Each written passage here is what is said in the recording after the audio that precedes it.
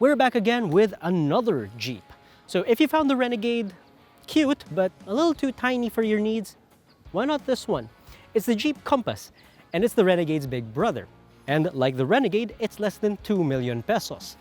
So, what is it like? Let's find out together, shall we?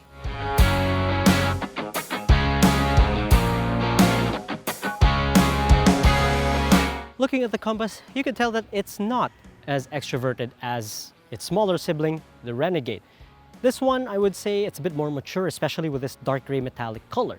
So, okay, it won't stand out as much as the Renegade, but what it is distinctly a Jeep. You have the good old 7-slot grille here at the front, and headlights inspired somewhat from the Jeep Grand Cherokee. Also, you have the classic clamshell hood, a Jeep hallmark since, well, the 60s. As for the rest of the car, well, it does have the classic crossover cues. You do have cladding all over the lower half of the car, and there's a fair amount of ground clearance. I do have to say that the amount of chrome on this car is tasteful. It's not overbearing in any way, shape, or form. You have the chrome surrounds around the grille and one around the window line. And they even added chrome at the back. And you have to see it for yourself to see just how tastefully done it is. And I say it complements well with the Compass, and particularly with dark gray metallic. Wheels, it rides on 17 inches, although abroad you can get bigger wheel options, but I say this is just right. It gives it that chunky look. And also it comes with a panoramic sunroof, which is great if you're sitting inside. And speaking of the interior, let's hop on board.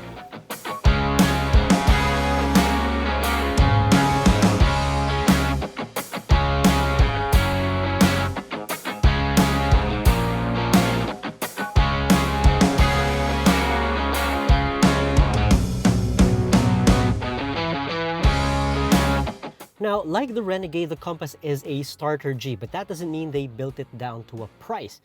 Actually, just start touching the dashboard and you'll see what I mean. It's all soft touch from pillar to pillar. Here, right by the shroud of the instrument cluster and all the way to the furthest corner, it's all soft touch. And the same goes for the door panels, at least the ones in front. At the back, they're, well, still plastic door cards. Now, the Compass's interior is nothing like the Renegade, whereas the Renegade is more youthful and quirkier. This one is a bit more formal, so more conventional placements of switches, dials, and knobs, and, well, it's a bit more square in here. They didn't scrimp on one thing though, and that's the seats, because they provide really good comfort. Lumbar support is great, so is under-thigh support. That's something you couldn't say about a lot of cars. And when it comes to equipment, it's decent, not exactly class-leading, but decent nonetheless. You do get a USB port here by the center console, and there's another one here underneath the cubbyhole in the center. I do wish the screen could be bigger, but speaking of the screen, it does come with a very comprehensive infotainment system. Now, when it comes to space here in front, well, it feels like I have more room compared to the Renegade. After all, this is a bigger car. So, wiggle room here at the front, good. However, because this has a slightly shorter roof compared to the Renegade, headroom isn't as good. As you can see, I still have about this much space, whereas in the Renegade, I had about twice of that.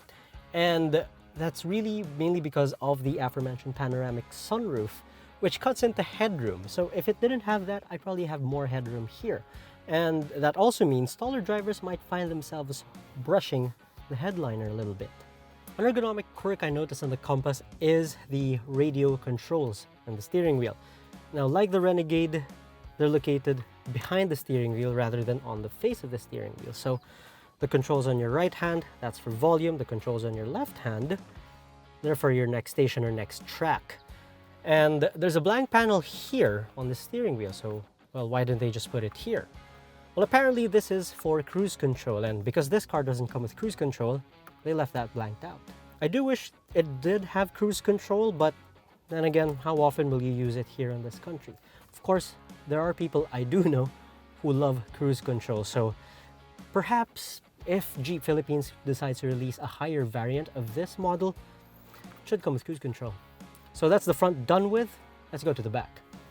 The back seats of the Compass also have two things I was looking for in the Renegade.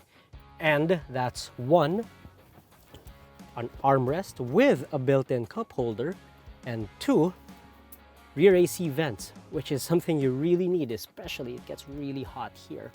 Now, speaking of cup holders, there are a total of 4. There are 2 in front and 2 right here. There are also bottle holders for each door, so each passenger, well, except for the one sitting here in the middle, gets a bottle holder apiece. And they also serve as your door pockets. Now, the door pockets themselves, they could be a little bit deeper. They could also be a bit larger because, well, you're really not going to be able to fit a lot of things in here other than maps, really. So, legroom good, headroom, it's all right. You have a cocoon feeling, and you have AC vents here at the back. Really, it's sitting at the back of the Compass. Well, it's a nice experience nonetheless, and, well, you won't feel shortchanged when you're sitting back here. So that's the passengers done. What about the cargo? Let's open that too. The Compass isn't a big car, it's less than 4.5 meters long, but for what it is, the cargo area is excellent. Now you have that square shape, so putting in bulky items won't be a problem at all.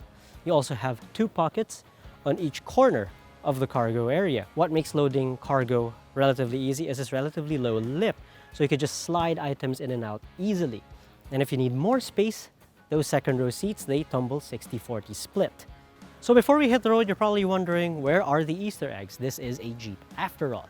Well, you have to remember the Compass is a slightly more mature vehicle, and there's a lot less of them. And as far as I can tell, all of them are here at the back. So there's a 7-slot grille where the jack cover is, and another one here by the edge of the tailgate. And there's another huge one for the tailgate interior panel. When you close the tailgate, there's a little Loch Ness monster swimming near your rear wiper.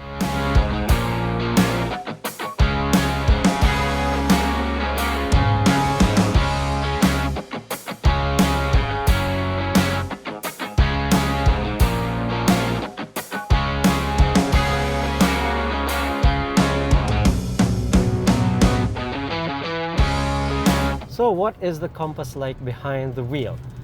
Well, let's start with the good stuff first. I like that it is a quiet cabin experience in here.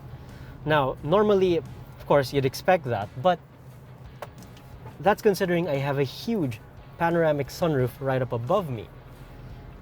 See, cars with no sunroof would typically be quieter compared to cars with sunroofs, mainly because there's more material in between you and the outside world. So props to Jeep for making a car this quiet, even if it does have what essentially is a huge hole in the roof. Another thing I like about the Compass, it feels solid. The steering feels solid. Because it's so quiet in here, I feel like I'm cocooned and stuff like that. So again, it's really down to noise, vibration, and harshness isolation. Being behind the wheel of a Compass is a serene experience, provided that you're not on a rough bit of road, because the Compass does have a tendency to ride a little bit firm. But when you're on asphalt, this thing's great. Now when it comes to handling, well, I have to say that's fair. Not exactly a high point, not exactly a sore point. It is a crossover after all, so don't expect much in the way of thrills behind the wheel. But despite that, steering is precise, it is direct, and while it doesn't offer as much feel and feedback as the Renegade, you can have a bit of enjoyment behind the wheel nonetheless. Just don't expect it, again, to be anything like a sports sedan. Unfortunately, the Compass somewhat falters in everyday traffic. And I'm talking about stop-and-go traffic. And like the Renegade, it has the same problem. The transmission really lets it down. Like the Renegade, the transmission of the Compass tends to be on the jerky side, and it just doesn't like stop-and-go traffic at all, or stop-and-go movement, because it's like the transmission reacts a little bit too late or a little bit too early for downshifting and upshifting. Yeah. Had this car come with a smoother transmission, say a CVT or a 7, 8, or even 9-speed transmission, and this car would be right up above here when it comes to the experience. Now, I don't even mind that the ride is a bit firm either, just as long as that transmission is smoother in operation. So really, the dry dual clutch system, it has to go in the next generation Compass, or hopefully for the facelifted Compass. It needs a smoother transmission because it doesn't release the full potential of that engine either. Now, it's the same 1.4 mil as the one we had in the Renegade before. So it has about 150 horsepower and over 200 Newton meters of torque. And those are good figures. Unfortunately, because the transmission is slow to react, reluctant to downshift, reluctant to upshift, the engine feels like it's being anchored down by it. Because 150 horsepower is a good amount for a car this size. And with over 200 Newton meters of torque, you'd expect it to deliver. But again, that transmission just blunts performance. And it also blunts fuel economy. Now, in light traffic, it's actually pretty good. 7.8 liters per 100 kilometers. We'll put the conversion somewhere here.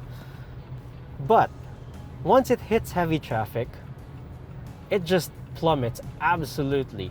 Now, around city driving, around town, in heavy traffic during rush hour, figures shot as low as 4 kilometers per liter. And no 1.4 liter engine should drink that much fuel. And if we're gonna be nitpicky too, well, I find the brakes a little bit on the touchy side. Then again, I've been driving a 23-year-old car from the 90s, so maybe my foot just needs a bit of adjusting with that.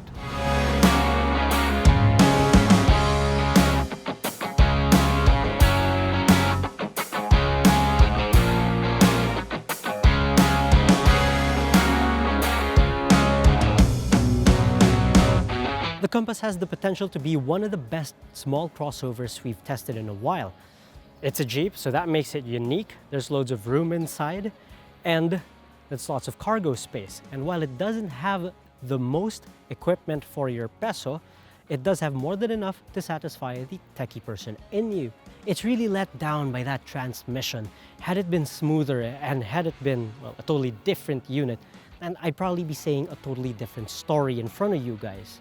But let's say that transmission doesn't put you off and you say that you'll learn to adapt to it and you really want one. How much, you ask?